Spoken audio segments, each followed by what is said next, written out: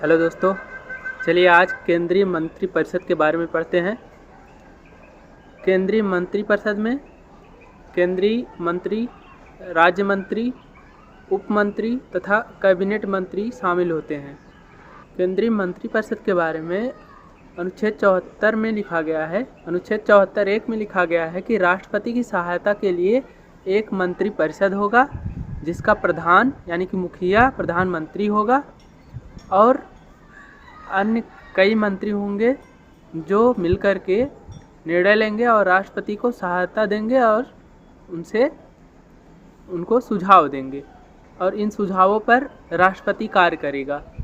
साधारणतः वैसे जब भी सुझाव दिया जाता है तो कार्य करता है, लेकिन अगर कुछ गलत लग रहा है तो वह उसे पुनर्विचार के लिए कह सकता है, लेकिन पुनर्विचार के बाद राष्ट्रपति को उस पर कार्य करना होगा। और अनुच्छेद 74(2) में लिखा गया है कि इस मामले की जांच न्यायालय नहीं कर सकता है कि मंत्रियों ने राष्ट्रपति को सलाह दी कि नहीं दी, और अगर दी है तो किस बात की सलाह दी है। ये सब न्यायालय में वाद विवाद नहीं किया जा सकता है, उसके द्वारा जांच नहीं किया जा सकता। अनुच्छेद 75(1) के अनुसार प्रधानमंत्री की नियुक्ति राष्ट्रपति करता है। अन्य मंत्रियों की नियुक्ति राष्ट्रपति ही करता है, लेकिन प्रधानमंत्री की सलाह लेकर। 91वें संविधान संशोधन 2003 के द्वारा जोड़ा गया कि प्रधानमंत्री को मिलाकर जितना भी मंत्रिपरिषद है उसकी संख्या लोकसभा में सदस्यों की कुल संख्या का 15% से अधिक नहीं हो सकता है। जहाँ पर कुल लोकसभा सदस्यों की संख्या 40 है, वहाँ पर अधिकतम 12 मंत्री बनाए जा सकते हैं।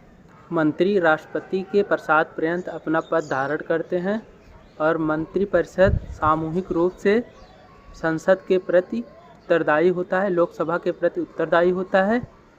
और मंत्रिपरिषद का उल्लेख संविधान में केवल एक बार किया गया है। अनुच्छेद 352 के खंड 3 में कैबिनेट मंत्रालय प्रधानमंत्री सहित कैबिनेट मंत्रियों की एक परिषद होती है। मंत्री उत्तरदायित्व के कारण जो अधिकारी इसके अधीन कार्य करते हैं, जो भी कार्य किया गया है केवल मंत्री का उत्तरदायित्व होता है, क्योंकि अधिकारी का नाम इसमें नहीं आता है। इसको अनामता का सिद्धांत बोलते हैं। केंद्रीय कैबिनेट सचिवालय का प्रमुख प्रधानमंत्री होता है और सचिवालय का प्रशासनिक प्रमुख कैबिनेट सचिव होता है, जो कि सिविल सर्विसेज बोर्ड का पदेन अध्यक्ष भी होता है। यदि कोई मंत्री किसी भी संसद सदन का सदस्य नहीं है और वह मंत्री बन जाता है तो लगातार 6 माह के बाद उसे उस पद से हटा दिया जाएगा। यानी कि कोई भी मंत्री मंत्री बन सकता है, लेकिन उसे 6 महीने के अंदर संसद के किसी एक सदन का सदस्य बनना पड़ता है। उसे उसकी सदस्यता लेनी ही पड़ेगी। मंत्रिमंडल की शपथ की बात करें तो प्रधानमंत्री तथा अन्य मंत्रियों को शपथ राष्ट्रपति दिलाता है। जो संघीय मंत्रिमंडल की जब भी बैठक होती है तो उसका अध्यक्ष प्रधानमंत्री होता है। राष्ट्रपति यदि केंद्रीय